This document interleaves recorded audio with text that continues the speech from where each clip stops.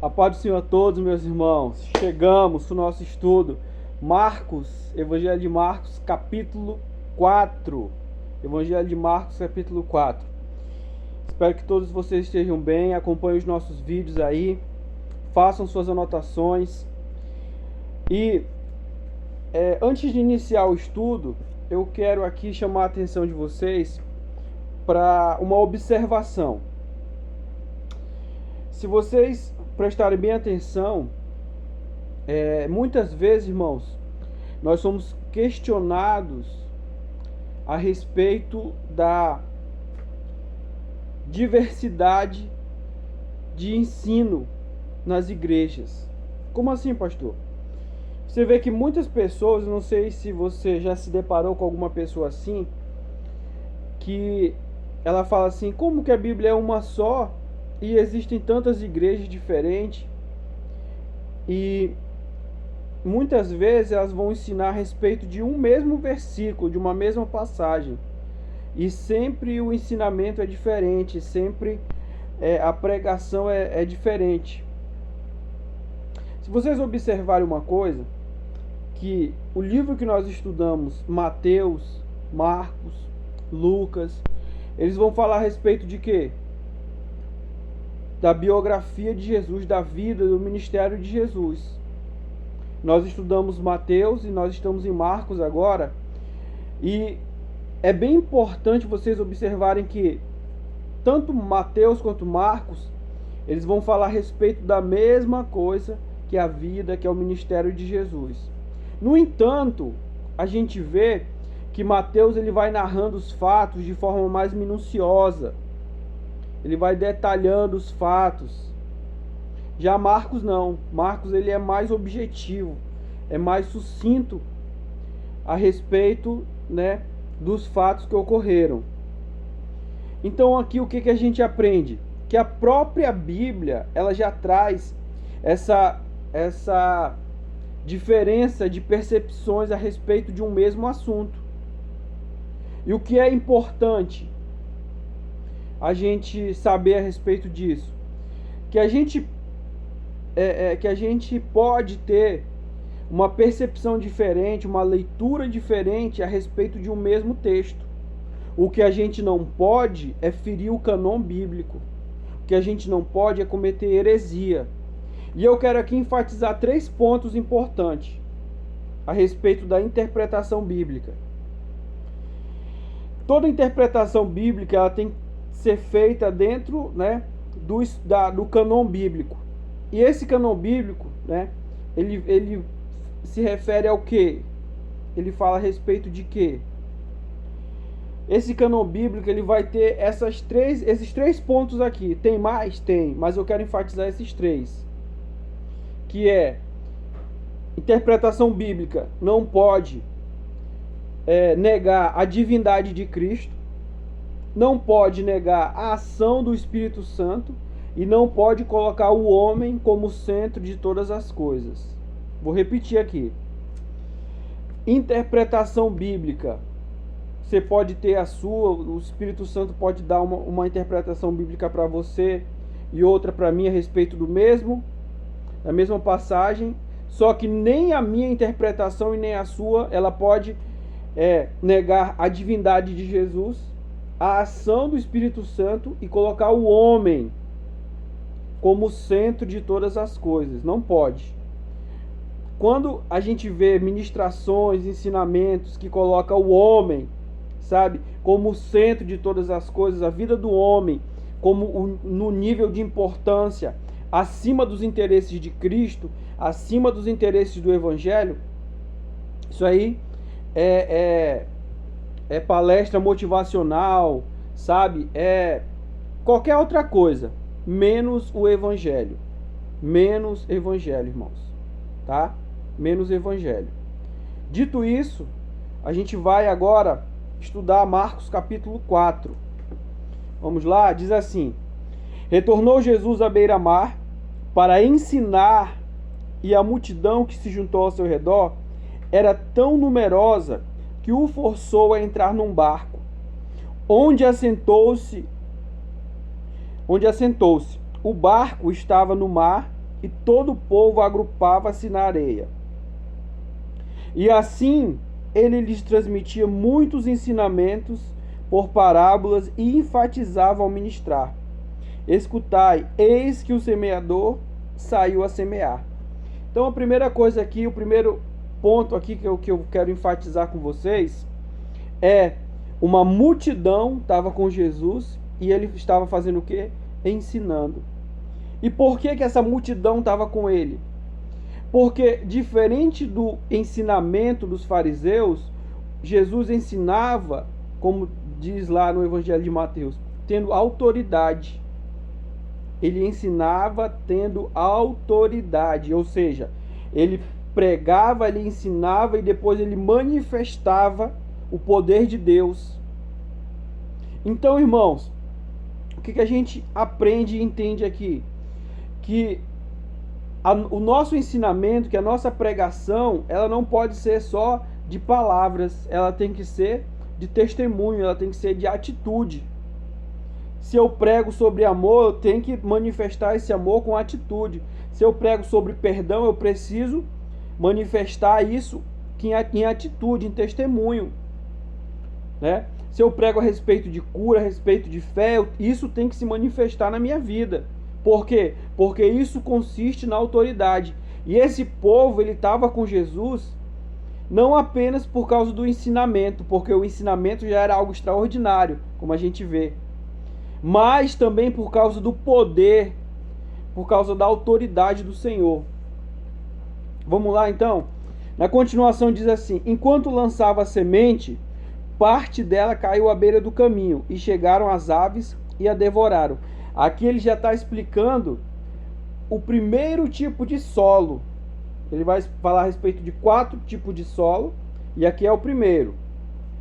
Segundo, diz assim, ó: outra parte caiu em solo pedregoso, e não havendo terra suficiente, nasceu rapidamente, pois a terra não era profunda. Segundo tipo de solo. Contudo, ao raiar do sol, as plantas se queimaram, e porque não tinha raiz, secaram. Outra parte ainda caiu entre os espinhos. Estes espinhos cresceram e sufocaram as plantas, e por isso não pôde dar fruto. Terceiro tipo de solo. Finalmente, outras partes caíram em terra boa, germinaram, cresceram e ofereceram grande colheita, a 30, 60 e até 100 por um. E alertou: aquele que tem ouvidos para ouvir, ouça. Então vamos aqui começar a tirar algumas ideias daqui, alguns ensinamentos. Vamos começar pelo final, verso 9, que ele diz assim: aquele que tem ouvidos para ouvir, ouça.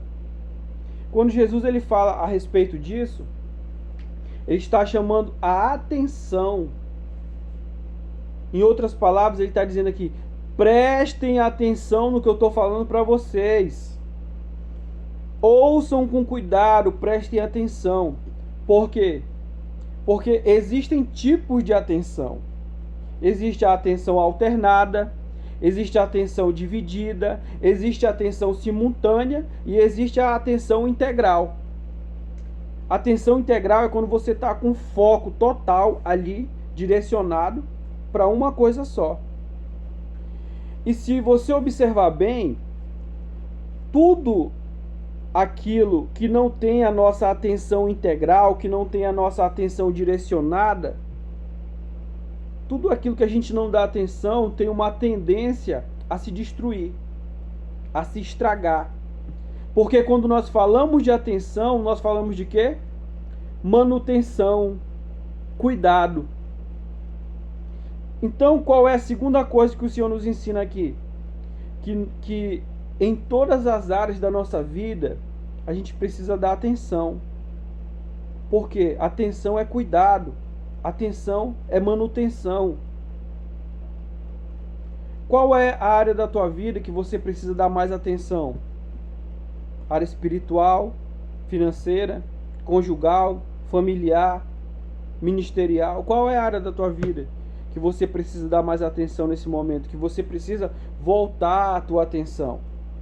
E aqui, Jesus ele vai mostrar 4 tipos de solo, sabe?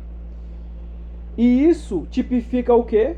Ele vai explicar mais para frente. Eu não vou já antecipar aqui, mas de antemão a gente já pode observar que a nossa maior dificuldade é criar raízes profundas na palavra de Deus.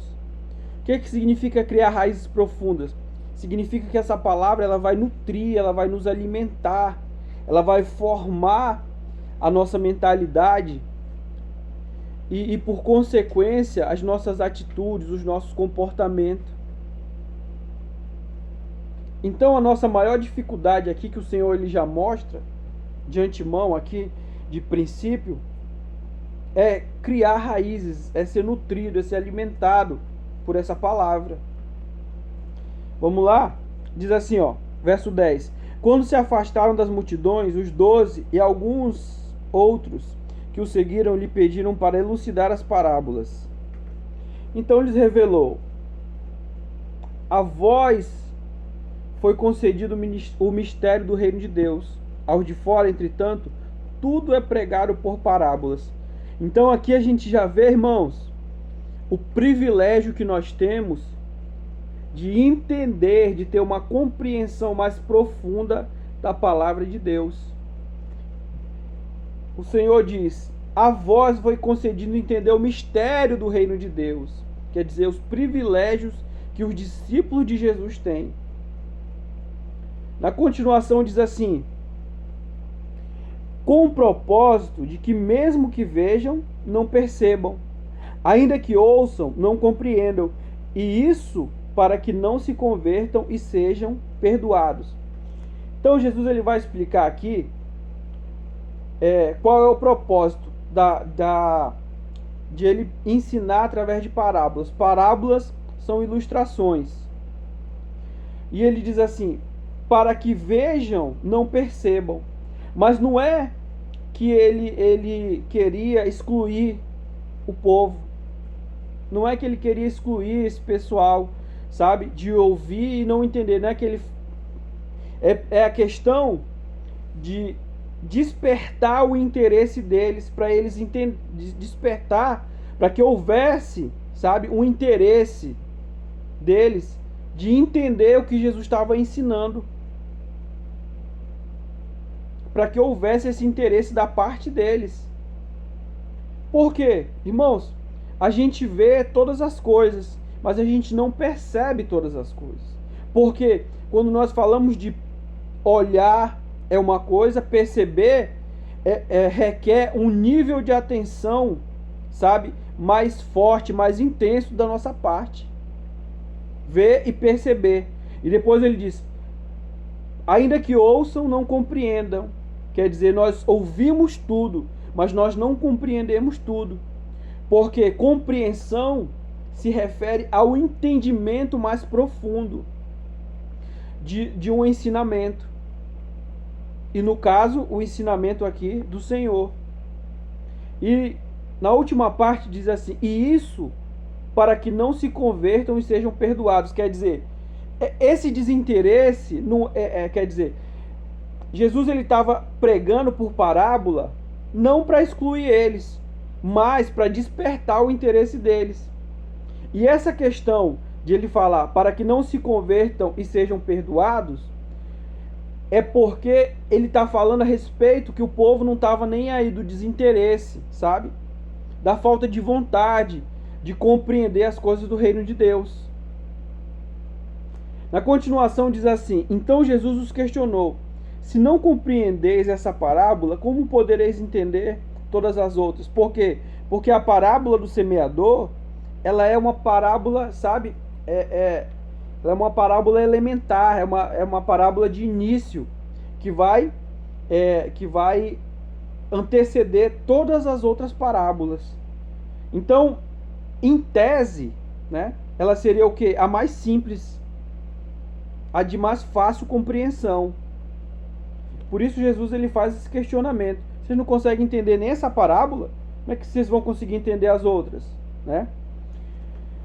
Verso 14: o semeador semeia a palavra. Algumas pessoas, agora ele vai começar a explicar a respeito das parábolas dos 4 tipos de solo. Algumas pessoas são como a semente à beira do caminho, onde a palavra foi semeada. Mas assim que ouvem, Satanás vem e toma a palavra nela e semeada. Então o que a gente precisa fazer aqui? Analisar qual tipo de solo é o nosso. Qual desses 4 tipos de solo é o nosso? Sabe? Que tipo de coração é o nosso? Que tipo de mente é a nossa? Aqui ele já explicou, né? Aqui ficou à beira do caminho e as aves comeram, é a pessoa que recebe a palavra, mas ela ouve a palavra e permite que Satanás arrebate a palavra do coração dela. Segundo, assim também ocorre com a que foi semeada em solo pedregoso. São pessoas que ao ouvirem a palavra logo recebem com alegria. Entretanto, visto que não têm raízes em si mesmas, são de pouca perseverança. Ao surgir alguma tribulação ou perseguição por causa da palavra, rapidamente sucumbem. Olha aqui. O segundo tipo de solo é o solo pedregoso. O que significa isso? Pessoas que recebem com alegria a palavra, se empolga. Meu Deus, que palavra maravilhosa! Glória a Deus! Eita, foi forte essa palavra, hein? Mas essa palavra ela não cria raiz, ela não frutifica na vida da pessoa no decorrer dos dias. Aí, o que acontece? Essa palavra ela recebe, ela traz alegria momentânea, mas porque a pessoa não tem o interesse de se aprofundar mais, de entender mais, sabe? Aí o que acontece? Recebeu a palavra e vem a tribulação. E a tribulação vem por quê? Por causa da palavra. Aqui a gente já entende, irmãos, que nós cristãos, por causa da palavra, virá a tribulação sobre as nossas vidas. Só que a gente não tem, sabe, que ser... Aliás, a gente precisa ser pessoas que tenham o interesse, o desejo ardente, sabe, de entender, de compreender, de se aprofundar mais na palavra de Deus. Continuação diz assim: outras ainda, como a semente lançada entre os espinhos, escutam a palavra.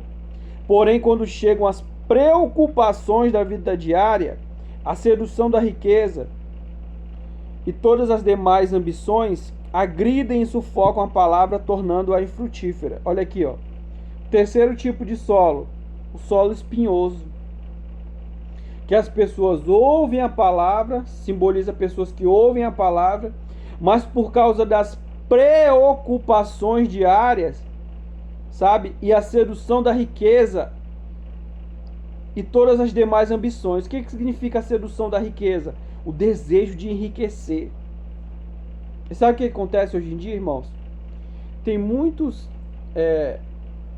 pessoas aí que é rico, pessoas que são ricas, e estão falando da palavra de Deus como se entendesse, como se compreendesse, se dominasse a palavra de Deus. Aí o que acontece? Tem um monte de gente que quer ser rico e começa a seguir essa pessoa, sabe? A seguir cegamente essa pessoa, a tomar os ensinos, os conselhos que essas pessoas dão como se fosse verdade absoluta, e inclusive a respeito da palavra de Deus. Inclusive a respeito da palavra de Deus. Então a gente tem que estar alerta a respeito disso. A gente tem que estar em alerta a respeito disso. Irmãos, evangelho é uma coisa, ser rico é outra. Não quer dizer que uma pessoa é rica, que Deus está de acordo com a vida dela. Isso não tem nada a ver, irmão. Tem nada a ver. Agora, quem é cristão pode ser rico? Pode. Pode ter dinheiro? Pode. Sabe? Pode. Mas uma coisa não tem necessariamente nada a ver com a outra. Né? Não tem nada a ver com a outra. Então a gente tem fica esse alerta, a gente tem que estar em alerta, tem que estar em vigilância a respeito disso. Muitas vezes, por causa da necessidade, aí a pessoa começa aí porque fulano falou isso da Bíblia, porque fulano falou aquilo, e começa a comer pela mão dos outros. E comer pela mão dos outros, comer comida estragada. Sabe? Quando, na realidade, aqui, ó, tá aqui a palavra, à disposição de cada um de nós, e o Espírito do Senhor, que é quem nos ensina, que é o nosso professor, e a pessoa prefere, sabe, irmãos, é uma decadência, né, que muitas vezes a gente vê acontecer. E por final, diz assim: todavia outras pessoas são como aquelas que foram semeadas em terra boa, ouvem a palavra, acolhem-na e oferecem farta colheita a 30, 60 e assim por um. Então como é que eu sei, irmão? Como é que eu sei, pastor? Que tipo de solo é o meu coração? Como é que eu vou saber? Analisando isso aqui, esses quatro cenários. E como é que eu sei que o meu coração é um solo fértil para a palavra de Deus? Quando você ouve, acolhe e oferece com farta colheita. Quer dizer, ouvir, acolhi no meu coração e agora eu vou distribuir, eu vou compartilhar o evangelho. Amém? É isso. Ouvir, acolher e compartilhar. É dessa forma que eu sei. Esses são os critérios que eu vou saber se o meu coração é um solo fértil para a palavra de Deus. Então, analise aí, faça essa análise minuciosa de que tipo de solo é o seu, que tipo de solo é o seu coração. Continuação diz assim: e lhe propôs, quem porventura traz uma candeia para colocá-la sobre uma vasilha ou debaixo de uma cama, ao invés não a traz para ser depositada no candelabro? Uma pergunta: do que significa? Qual é o significado dessa ilustração aqui? Significa o evangelho, a palavra de Deus. Ninguém aprende o evangelho, ninguém aprende a palavra de Deus, ninguém pega o evangelho para ficar escondido, para ficar só para si mesmo. A gente lê, a gente entende para compartilhar, como a gente viu agora há pouco, eu expliquei aqui na parábola do semeador e a pessoa, que o seu coração é um solo fértil para a palavra de Deus. Pois não há nada de oculto que não venha a ser revelado, e nada em segredo que não seja trazido à luz. E continua fazendo essa referência à palavra de Deus e ao evangelho. Se alguém tem ouvidos para ouvir, ouça, quer dizer, preste atenção, que a nossa atenção esteja direcionada para aquilo que ele está ensinando. E ele diz aqui, ó, e seguiu ensinando: ponderai atentamente o que tendes ouvido, quer dizer, pese, né? Faça uma análise, pese na balança da sua consciência aquilo que você tem ouvido. E o que é isso? E o que é que ele tem ouvido? Pois com a medida com que tiverdes medido, vos medirão igualmente a vós, e ainda mais vos será acrescentado. Porquanto ao que tem, mais lhe será dado. De quem não tem, até o que tem lhe será tirado. O que é isso? Né? É o que o Senhor nos entregou. É o talento que o Senhor nos entregou. Quer dizer, o ministério que o Senhor nos entregou. Quem tem, né? Quem tem vai ser acrescentado, né? Deixa eu ler aqui de novo. Com a medida que medis, vos medirão igualmente a vós, e ainda mais vos será acrescentado. Pois ao que tem mais lhe será dado, e ao que não tem, até o que tem lhe será tirado. Quer dizer, isso aqui é a capacidade, é o poder que o evangelho tem nas nossas vidas. Continuação diz assim: então contou-lhes que o reino de Deus é semelhante a um homem que lançou a semente sobre a terra. Enquanto ele dorme e acorda, durante noites e dias, a semente germina e cresce, embora eles desconheçam como isso acontece. A terra por si mesma produz o fruto, primeiro surge a planta, depois a espiga e mais tarde os grãos que enchem a espiga. Assim que as espigas amadurecem, o homem imediatamente lhes passa a foice, pois é chegado o tempo da colheita. Então aqui, meus irmãos, o que a gente vê? ele explicando a respeito do reino de Deus. O que é o reino de Deus? O que move o reino de Deus? A lei da semeadura. O que move o reino de Deus é a lei da semeadura. E é interessante que ele usa, sabe, um processo natural do crescimento de uma planta para explicar algo que é espiritual, que é o reino de Deus. Para quê? Justamente para que haja um entendimento melhor, uma compreensão melhor da nossa parte. Então, assim, o que a gente entende? Que a nossa mão de obra no reino de Deus, sabe, tudo que a gente planta no reino de Deus é processual. E precisa haver uma paciência da nossa parte.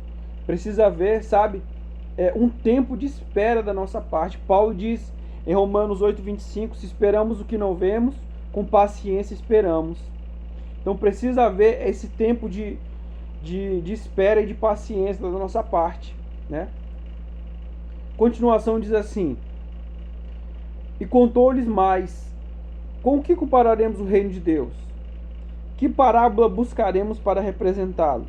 É como um grão de mostarda, que é a menor das sementes que se planta na terra, porém uma vez semeada, cresce e se transforma na maior das hortaliças, com os ramos tão grandes, a ponto de as aves do céu poderem abrigar-se sobre a sua sombra. Então a gente vê aqui o potencial de crescimento que tem o reino de Deus.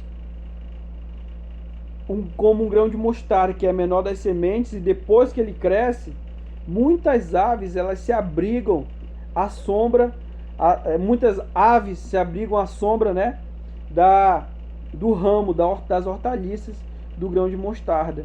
O que é isso? A utilidade do reino de Deus. Quando fala de muitas aves se abrigarem, está se referindo à utilidade, sabe, que o ministério de cada um de nós tem, que o reino de Deus tem, aquilo que a gente vai manifestar para a glória de Deus. Amém? Vamos lá, vamos correr. Assim, por meio de muitas parábolas semelhantes, Jesus lhes comunicava a palavra, conforme a medida das possibilidades de compreensão de seus ouvintes, e nada lhes transmitia sem usar alguma parábola. Entretanto, quando estava em particular com os seus discípulos, explicava-lhes tudo claramente.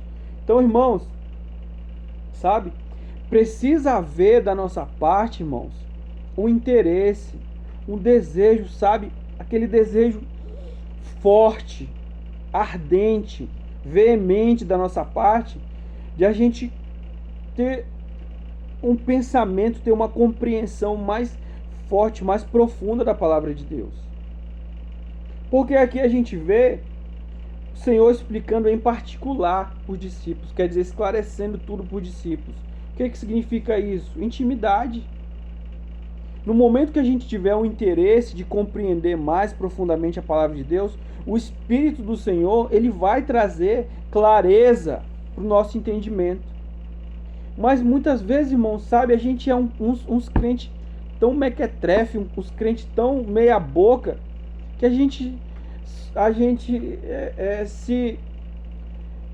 se conforma, sabe, em ter um salário bom, em pagar as contas em dia, em comer bem, sabe? A gente se conforma com tão pouca coisa quando Deus tem mais a oferecer pra gente, sabe? Então a gente precisa entrar nesse lugar nesse lugar assim de desejo ardente pela palavra de Deus, pela pessoa de Jesus. Naquele mesmo dia, ao cair da tarde, pediu aos seus discípulos: passemos para outra margem. Eles então, despedindo-se da multidão, levaram no barco, assim como estava, e outros barcos o seguiam, né? Levaram quem no barco? Jesus. Aconteceu que levantou-se um tremendo vendaval, e as grandes ondas se jogavam para dentro do barco, de maneira que este foi se enchendo de água. Jesus estava na polpa dormindo com a cabeça sobre um travesseiro. Os discípulos o despertaram e suplicaram: Mestre, não te importa que pereçamos? Aqui, irmãos, é muito, sabe, isso aqui é muito interessante, é muito forte, é muito impactante. Porque aqui a gente vê duas coisas. Jesus dormindo no meio da tempestade, a gente vê duas coisas. A divindade e a humanidade de Jesus, ela se manifestando de forma simultânea. Como, pastor, né? A Bíblia mostra que Deus, ele não tem necessidade de dormir. Deus, ele não dorme, né? O salmista vai dizer isso, que Deus não dorme. Então, se Jesus estava dormindo, ele estava manifestando o quê? A humanidade dele. E ao mesmo tempo que ele estava manifestando a humanidade, de estar dormindo, ele estava manifestando a divindade, por estar dormindo diante de uma tempestade, diante de um vendaval. Então a gente vê que é algo extraordinário, irmãos. É algo extraordinário, é algo impactante para a gente. A divindade e a humanidade se manifestando de forma simultânea, né? O que a gente tira disso? Que a nossa, irmão, a nossa humanidade, a nossa espiritualidade, não a nossa carnalidade, mas nossa humanidade, ela tem que se manifestar de forma simultânea, humanidade e espiritualidade. Como, pastor? Me dá um exemplo. O que eu vou manifestar a respeito da minha humanidade? A minha fragilidade, a minha dependência de Deus. E como eu vou manifestar a minha espiritualidade? A fé, a confiança inabalável. É dessa forma que a gente vai manifestar também duas naturezas de forma simultânea. Vamos lá, então. Então ele se levantou, repreendeu o vento e ordenou ao mar: quieta-te, silencia-te. E logo o vento serenou e houve completa bonança. E indagou aos discípulos: por que sois covardes? Ainda não tendes fé? E aí? Será que Jesus, ele não falaria isso pra gente também? Diante das situações que a gente vivencia? Por que tu é covarde? Que covardia é essa? Por que você não tem fé? Muitas vezes, irmãos, pode ter certeza que o Senhor, ele falaria isso pra gente. Os discípulos, contudo, estavam tomados de terrível pavor e comentavam uns aos outros: quem é este que até o vento e o mar lhe obedecem? O que essa frase final ela significa? Qual é o significado? Qual é o ensinamento que a gente tira aqui? Que eles ainda não tinham, eles estavam com medo exatamente por não conhecer, por não ter intimidade profunda com o Senhor. Então, o que isso implica a dizer? Que a nossa falta de intimidade com Deus faz com que, é esse motivo, a nossa falta de intimidade com Deus faz com que a gente tenha temor, se atemorize, sabe? Fique com medo diante das intempéries da vida, diante das dificuldades, das lutas da vida. Então, meus irmãos, que nós nos aproximemos do Senhor em oração, em palavra, em comunhão, sabe, no nosso viver diário. Amém? Nós encerramos aqui o capítulo 4 de Marcos. Vamos orar. Pai, eu abençoo a cada um, meu Deus, cada inscrito, cada um que vai se inscrever, que o Senhor venha abençoar e prosperar, Senhor, esse estudo para a glória do Teu nome, Senhor. Abençoa cada um dos meus irmãos, meu Deus, abençoa, Pai, dá vitória, Senhor. Meu Deus, que o Senhor possa colocar no nosso coração o desejo ardente, Senhor, de nos aproximarmos cada dia mais de Ti, Senhor. E que nós estejamos firmes, Senhor, na liberdade com que Cristo nos libertou, Senhor. E não nos coloquemos outra vez debaixo do jugo da servidão, Pai. Deus abençoe o Teu povo, que Teu Espírito Santo nos ajude e nos fortaleça para a glória do Teu nome. Amém? Deus abençoe a todos. Curta, irmão, se inscreva e compartilhe o nosso canal. Amém? Acompanhe e façam suas anotações. Amém? Deus abençoe a todos.